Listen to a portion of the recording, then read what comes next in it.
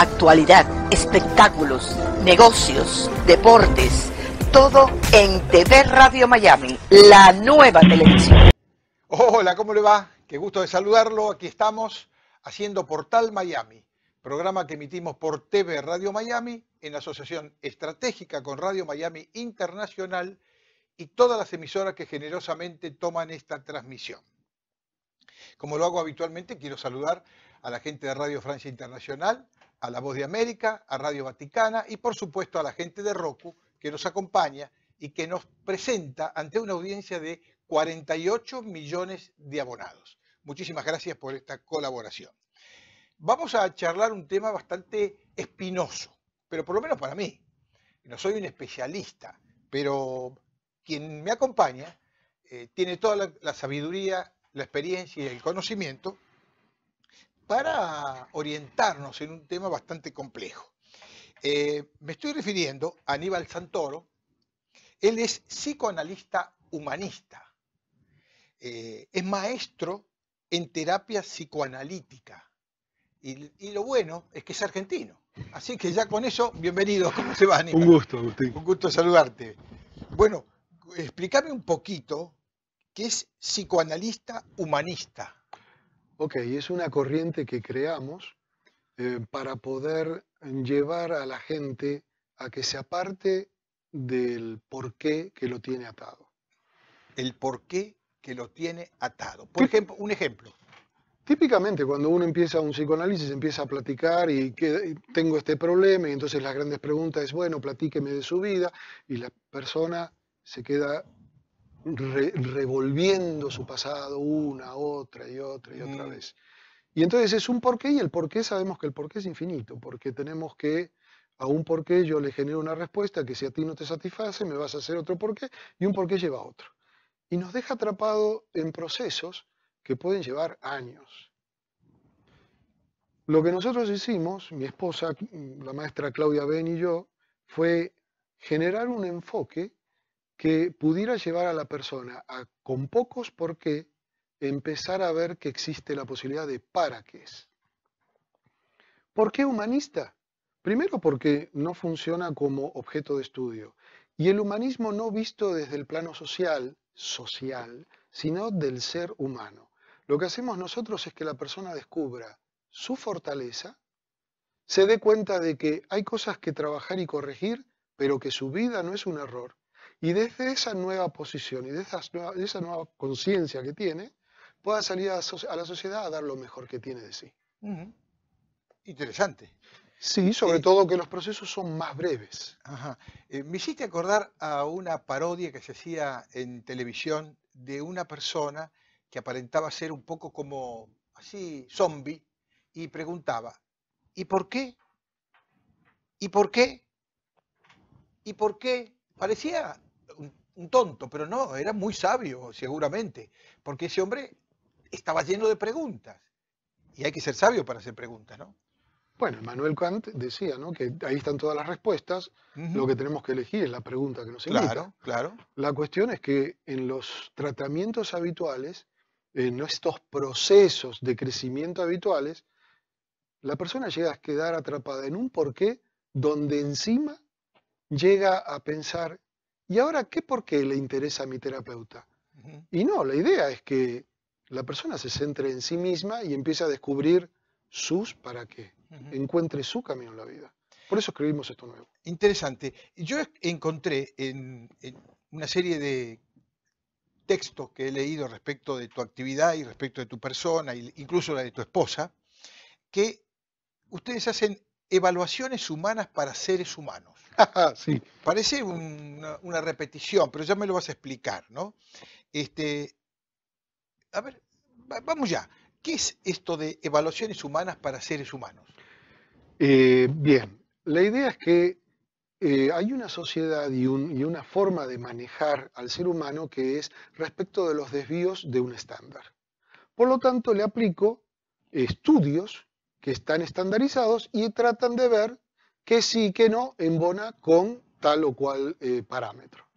Lo que nosotros hacemos es completamente fuera del psicométrico habitual e intentamos que la persona empiece a descubrir ¿qué es lo que la persona necesita? Vamos por partes. ¿Necesito ser feliz? No, no, no, no. Todos tenemos posibilidades de acceder a situaciones felices o infelices, pero la felicidad como una necesidad me habla ya de un perfil. Si hoy yo tengo una situación emergente que me obliga a responder a la vida de una forma difícil, bueno, voy a creer que necesito felicidad. No, no, no, no. Yo puedo ser feliz viviendo infelicidad o felicidad. No significa que yo necesite felicidad. Hay gente que necesita otras cosas.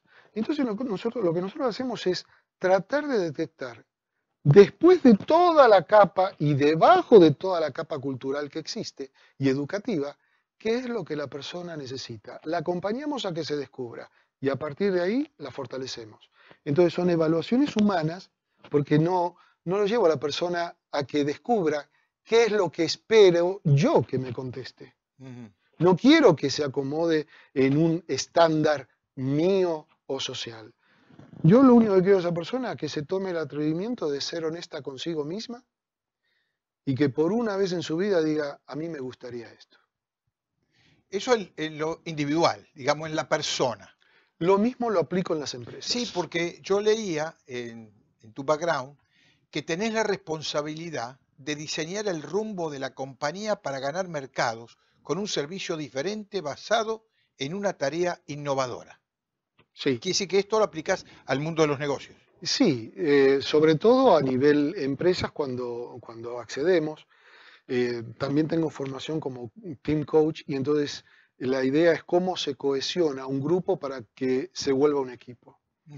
Entonces, esto mismo lo aplico individuo por individuo, tratando de detectar cuáles son las motivaciones inconscientes de cada uno de los integrantes del grupo para poder detectar cuándo uno a una persona con otra, cuando la pongo en relación, si va a haber un camino para la construcción o para que surjan nuevos conflictos. Es casi como hacer una reingeniería del grupo humano para decir quién es el disruptivo y quién es el colaborador. Esto puede ayudar a comprender cómo es la vida del otro y poderle diseñar herramientas eficaces para comunicarse o para resolver los conflictos. Mago. ¿Cómo mago? Lo dijiste tú, mago. ¿Por qué? Porque nos solemos manejar desde lo que creemos que la realidad le significa al otro. Y a partir de ahí, viendo el mundo con nuestros lentes, interpretamos mal al otro. La palabra mágica que tú dijiste es comprender al otro. Comprender al otro sería intentar ver la realidad con los lentes con el que el otro ve la realidad, no con el que nos conviene a nosotros. Esa es una frase interesante. No me pidas que la repita porque tengo mala memoria. Pero no, por interesante, quisiste decir que las cosas no son como queremos nosotros, sino a veces como son. Y la vemos con ojos parcializados, de alguna manera. Totalmente. Es así. Y incluso, esa parcialización lleva a que no podamos resolver el problema y convivamos con el problema. Esa parcialización lleva a algo más grave, que es casi la institucionalización del control. Y hay poca gente que si yo le llego a decir el control es solo una ilusión, el verdadero control no existe, hay poca gente que lo acepta y mucha gente que va a estar en contra. La idea es que si yo puedo llegar a fluir con el otro desde un ámbito de no controlar su destino y demás, y dejarla fluir, puedo obtener resultados más grandes, más rápidos, más provechosos, que si sometiera a la persona a que cumpla con las expectativas de un checklist. Eso ya lo había hecho Elton Mayo en la Cámara de los Cables, donde hace 2 grupos piloto y a uno que le quita bonificaciones y ventajas, todo el mundo esperaba que se rindiera y justo ese grupo que estaba en malas fue el que más trabaja y el que más produce. Entonces, el control es una ilusión, es una necesidad administrativa para los recursos, pero uno administra recursos, no gente. Tenemos que darnos cuenta en las empresas que cuando estamos con personas, las personas no es un recurso administrable, es un capital que genera un desafío. ¿Cómo voy a obtener lo mejor de ti sin usarte? Sin usarte. Las relaciones humanas siempre fueron complejas. Sí, claro. las confrontaciones, las desavenencias, las malas interpretaciones, los malos entendimientos de las cosas, cuando uno la ve de una manera y la otra la ve de la otra. Tú vienes haciendo este trabajo basado en esta teoría innovadora desde el año 2003. Sí. ¿Desde cuándo empezaste a observar la diferencia que hay entre todos aquellos del 2003 para atrás con aquellos que hoy se llaman millennials? Ok, a ver si comprendí bien la pregunta. Claro, porque ahora tenés un grupo de personas jóvenes que tienen ideas que evidentemente son muy diferentes, muy formas de encarar las cosas, muy formas de resolver los problemas, como lo resolvíamos nosotros hace 50 años atrás. Pero la cuestión no es que son muy diferentes. Es el mismo ser humano que accedió a un tiempo distinto con herramientas diferentes. Diferente, claro. Entonces, por ahí se anda diciendo que los millennials es la generación digital o predigital. Error. Porque que sea digital no oculta, no tapa al ser humano que tiene la necesidad. ¿Qué tiene de interesante el tema millennial? Millennial, vamos a aclarar, serían la generación Y, la generación Ajá. Y, son los que siguen a la generación X. Ajá. Yo soy baby boomer, yo nací en el 60. Ujú. Generación X, 1965. Baby boomer. Claro, 65. Estamos hablando de gente que nació del 81 para adelante, son los millennials. Y fíjate cómo es el tema del estereotipo. Dice, la definición de millennials te dice aquel que llega a ser adulto con el cambio de milenio. A ver, o sea, porque cumplo 18 años soy adulto. En el consultorio hemos tenido gente de más de 40 que yo no puedo decir que sea adulta. Ajá. Y hay muchachos de 14, 15 años que tienen un pensamiento más adulto que los adultos que tienen años. Entonces, ya son estereotipos que generan un error, un encasillamiento y una casi discriminación. Palabra fuerte de Estados Unidos, pero es real. Una discriminación. El millennial, ¿qué ha encontrado? Vamos a pensar en los baby boomers, con los Beatles y la revolución sexual y la minifalda, etc. Y Woodstock en el 69 ya formaría parte de generación X, bueno, aunque los que lo generaron son los baby boomers. ¿Qué han encontrado? El permiso para poder ser ellos. Es decir, yo creo, empiezan a ser autónomos, automotivados, autocontrolados, autodisciplinados. Es tanto auto que la generación que estaba acostumbrada a controlar y decir, ve a hacer la tarea, o qué tienes que hacer luego, o casi como ser el checklist que si no haces no hay premio, hay castigo. Los millennials no lo aceptan. Se han dado el permiso de decir, sé quién soy, sé la fuerza que tengo, sé lo que puedo lograr y lo mejor de todo, lo hago. Esos milenios a los cuales tú te describes, son aquellos que de repente cuando vino este cambio tecnológico y de tanto cambio radical en las costumbres, en la forma de usar nuestro tiempo, en la forma de hacer nuestro trabajo, cuando los nietitos le enseñaban al abuelo cómo se utilizaba la computadora, ¿son los mismos hoy llamados milenios? Los de hoy yo les tengo que enseñar para qué sirve una pluma con un cassette y cómo hacía así para tensar la cinta. Claro, no entienden. No lo entienden. Claro. Pero hay cosas que manejan ellos que yo estoy obligado a confiar en ellos porque ellos la manejan y la comprenden de una forma que yo no. ¿Cómo se aplica todo esto al mundo de la empresa? Ok, lo primero es en la cohesión de grupos para que se armen buenos equipos y asociado a esto está en una revisión del concepto de liderazgo. Cuando nosotros enseñamos en los cursos que damos las escuelas de liderazgo, los llevamos a que aprendan todas las que manejamos desde una perspectiva crítica. ¿Qué significa esto?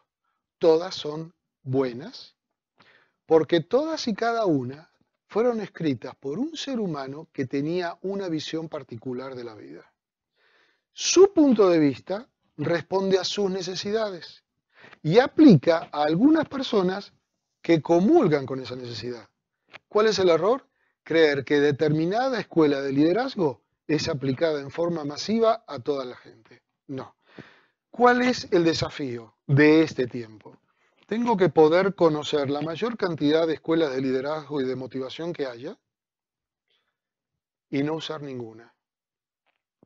¿Por qué? Porque tengo que tener el suficiente feeling, la suficiente empatía como para detectar quién tengo delante y observar qué es lo que lo motiva a que, sin convencerlo, él quiera hacer lo que yo necesito que haga. El liderazgo de hoy es un liderazgo que invita a lo participativo, un liderazgo por objetivos, un liderazgo de control para con algunos, un liderazgo laissez-faire para con otros. Es diverso. Entonces hay que capacitar tanto a los líderes o a los que creen que son líderes, como a los empleados o a los subalternos de momento de ese líder. Me acuerdo cuando éramos más jóvenes, en las empresas siempre había un gerente, un presidente, un jefe que era mayor de edad. Ujú. Hoy mucha gente mayor de edad se encuentra que tiene de presidente o de jefe a un joven de 25 años. ¿Qué genera eso? Ok, la respuesta estándar va a ser colisión. Ahora, desde la perspectiva de la teoría que nosotros escribimos, depende de quién sea la persona que está recibiendo esa gestión. Hay gente que se va a adaptar, hay gente que va a fluir, hay gente que va a estar agradecida, hay gente que va a ver una oportunidad, hay gente que va a protestar diciendo paracaídas después de mis años de trayectoria. Entonces, no existe una respuesta, porque no existe O sea, una hay sola una forma de respuesta ser. por cada persona. Sí, así es. ¿Puede pasar eso entre el nieto y el abuelo? Por supuesto. Es más, en nuestro perfil nosotros tenemos nosotros lo llamamos ontotipo. Ontotipo es una palabra acuñada por nosotros que hablaría algo así como un tipo de personalidad esencial, no producto de un proceso educativo. Hay gente que tiene un ontotipo con el cual, desde que es chiquito, él se comporta como si fuera un papá. Y hay papás que tienen un ontotipo que desde adulto se comporta como si fuera un hijo. Entonces, ¿qué hago cuando el papá es el hijo del hijo? Necesito poder llegar a que la gente comprenda esto para anticipar lo que va a suceder y encontrar técnicas o formas de resolver el conflicto. El conflicto no se va a poder evitar. ¿Por qué? Porque se está esperando que el padre sea el padre y el hijo sea el hijo. ¿Y qué pasa cuando el hijo es el papá del papá? ¿Cómo evalúas el futuro? Porque si esto ya se está dando y el fenómeno que estás describiendo se incrementa, puede llegar a ser de mayor participación, donde de repente los hijos vean a los padres como niños. Es una estructura horizontal. El futuro que yo atisbo es el desafío de poder estar en una estructura horizontal, donde haya una clara misión y visión, algo así como el cauce por el cual el río tenga que ir y no se desvíe, pero como se maneja en la marina. Todos son importantes para que el barco navegue. Ujú, ujú. El niño puede ver al padre, en este caso, como alguien no preparado para ciertas cosas que la evolución tecnológica permite. Pero, ¿cómo sería esa convivencia? ¿Cómo? Depende de las personas también. Te pongo como un ejemplo. A ver, tengo un hijito, 11 años. Él desde hace 2 años está haciendo homeschooling. Estudió al principio con mi esposa y conmigo. Hoy es autodidacta. Y de repente él, 11 años, está en los últimos libros de high school. Y maneja química a nivel electronegatividad y demás. Y yo me acuerdo de cuando estudiaba por Fernández Cerventi en la secundaria de Argentina, y entonces era por valencias. Él ya maneja la electronegatividad y el salto de electrones órbita por órbita, y le dije, wow, llegamos a lo mismo, ya me superaste. ¿Y cuál es la génesis de ese cambio? Por ejemplo, en los niños. Y me voy a esa imagen que vimos cuando todo esto empezaba a elaborarse, y no comprendíamos, y que el niño le decía, abuelo, toca acá. Y el abuelo tocaba ahí, ¡oh! ¿Sabes qué? ¿A qué me recuerda? El inicio de 2001 Odisea del Espacio. Ajá. Cuando decían los albores de la humanidad y Kubrick agarre y pone una imagen donde alguien con un hueso, de repente pasa del hueso al arma y con el arma lo lanza al espacio y termina siendo un satélite. Es el darse cuenta. El darse cuenta. Los chicos hoy tienen todo para darse cuenta. Ya no manejan el esquema de las cosas son como me dicen que son. Yo hoy tengo elementos para poder acceder a lo que creo que es y encontré el permiso para hacer la pregunta sin que los demás sepan que ya estoy preguntando. ¿Quiénes son tus clientes? Empresas muy particulares en cuanto a la conducción que te eligen como asesor para que los ilustres en este cambio tan fundamental que seguramente afecta a las empresas. Mis clientes son aquellos que tienen apertura para ver que las cosas no son rígidas. Cuando hemos dado cursos, por ejemplo, a equipos de venta, y empezamos a describir, porque nosotros lo que hacemos es no prácticas establecidas, tipo facilitadores, hagan esto, déjense caer, uy, confíen. No. Nosotros empezamos a dar datos, hacemos que la gente crezca. Cuando empiezan a descubrir el quién es quién, empiezan a fortalecerse. Empiezan a descubrir quién es su cliente, quién es su compañero de trabajo. Lo trasladan a su casa, empiezan a ver el quién es quién en su propia casa. Y nos ha pasado en 2, 3 empresas que hay un ontotipo que solemos decir que genera conflictos, que la gente que tiene ese ontotipo se autodepura. ¿Se autodepura? Sí, renuncian o se aplacan. Es algo muy curioso porque no decimos como informe, usted va a tener que, o reacomode. El grupo crece, evoluciona, encuentra el permiso para fluir y sin pedir permiso a quién, establece relaciones y lazos con aquellos que no lo van a detener, sino que lo van a ayudar a fluir. Los millennials se instalaron para ser jefes, para ser directores, para ser dueños, para ser, bueno, los que orientan cualquier objetivo o están dispuestos o están preparados para aceptar indicaciones. A ver, vamos por parte. Millennials es un rótulo de marketing, si se quiere, o para comprensión de cuáles son las motivaciones y tendencias con las cuales mover negocio, para aquellos que nacieron a partir de 1981. Pero lo mismo que hablamos de que hay tienen una facultad diferente. Sí. Ok. Venga. ¿Facultad diferente? Continúa. No, diferente, que son diferentes, que ya quizá están más preparados que el presidente de la compañía donde van a trabajar. No te quepa duda. Por eso. Imagínate el caso que salió hace 2 semanas en Buenos Aires, un muchacho de 19 años que encontró la forma de ganar $1 millón al año. Sí. Y él se propone, bueno, no tener menos de $8.000 de ingresos por semana. ¿Cómo? Abandonando los estudios. No lo sugiero, pero sirve. Abandonando los estudios, profundizando en el ser hacker y viendo cómo ser hacker legalmente. Sí, lo vi. Y lo contrata el Departamento de Defensa, lo contrata Gol y demás, y él por cada hueco que encuentra, $1.000. Trabaja en su casa, sí. Muchacho de 19 años. Sí, lo vi. Me sorprendió, la verdad. Y eso me trae esta inquietud que te estoy planteando. De repente, si los milenios, genéricamente hablando, porque hablan particularidades que son diferentes a lo que uno puede acuñar como idea, pero genéricamente van a estar tan capacitados donde ya no van a tener lugar como empleados a cargo de un gerente tradicional. No sé cuál es tu experiencia, Agustín. Cuando a mí me toca buscar trabajo en Argentina, con todo el currículum que yo tenía, me decían, no, usted está sobrecapacitado. Yo decía, yo necesito trabajar, págame el sueldo que tú necesitas y vas a tener más por el mismo precio. No, usted está sobrecapacitado.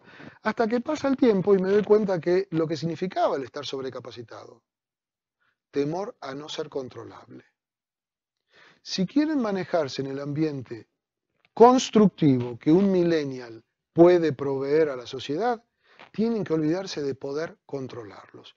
El millennial sabe qué es lo que tiene que hacer, maneja una red muy, muy extensa, es una red global. Son los dueños prácticamente de las redes sociales hoy. Y te pongo como ejemplo lo que pasó en septiembre del 2017 en México con los 2 terremotos que hubo. Entonces, el gobierno no sabía cómo hacer el acopio de materiales, cómo distribuirlo.